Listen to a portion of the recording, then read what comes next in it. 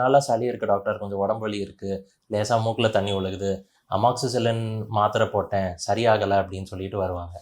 இதில் என்ன பெருசாக ப்ராப்ளம் அப்படின்னா, அமாக்சிசிலின்றது ஒரு ஆன்டிபயோட்டிக். ஆன்டிபயோட்டிக் அப்படின்றது என்னென்னா ஒரு பாக்டீரியா கிருமியை அழிக்கக்கூடிய ஒரு மெடிசன். ஸோ அது வந்து எப்பப்போ கொடுக்கணும் கொடுக்கக்கூடாதுன்றது இருக்குது.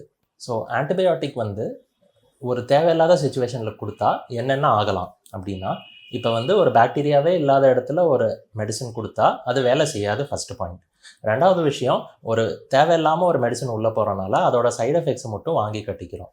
ஸோ சைடு எஃபெக்ட்ஸ் என்னென்ன வரலாம் அப்படின்னா, வெறும் மாத்திரை, அதாவது எந்த ஒரு மாத்திரை எடுத்தாலும் வயிறு வலி, ஓமட்டல், வாந்தி இந்த மாதிரி சைடு எஃபெக்ட்ஸ் வரலாம்.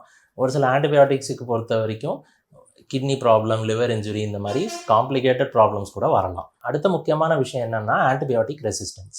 அப்படின்னா என்னென்னா, ஒரு பாக்டீரியல் இன்ஃபெக்ஷன் இருக்குது, அந்த இடத்துல தேவைக்கும் கம்மியாக டோஸ்லையோ இல்லை கொடுக்க வேண்டிய நாட்களை விட கம்மியாகவோ கொடுத்தோம் அப்படின்னா என்ன ஆகும்னா, அந்த பாக்டீரியா வந்து இந்த ஆன்டிபயோட்டிக்கு ரெசிஸ்டண்ட்டாக மாறிடும். ரெசிஸ்டன்ட் இன் த சென்ஸ் இந்த மருந்துக்கு கேட்காத மாதிரி உருமாறிடும்.